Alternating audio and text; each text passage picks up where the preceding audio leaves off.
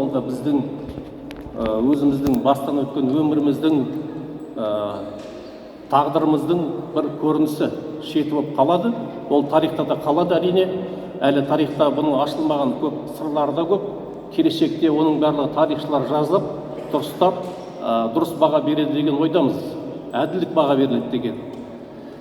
Здравствуйте, уважаемые сегодняшние участники мероприятий.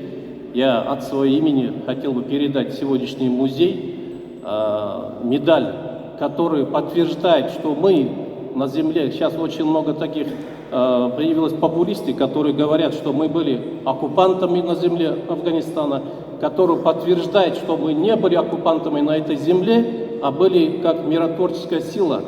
И эта медаль, которую нам вручал в те времена президент той республики Афганистан Наджибулла по указу, эта медаль называется «От благодарного афганского народа». Это афганский медаль. Сзади здесь написано на арабском языке «От благодарного афганского народа, от президента Афганистана воинам-интернационалистам».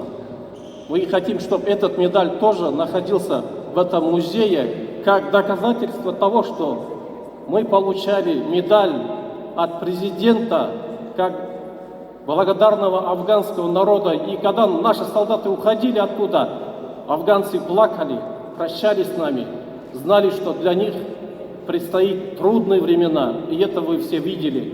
После ухода советских солдат, что творился на этой земле. Мы были только миротворцами, защищали афганский народ вместе с афганской армией.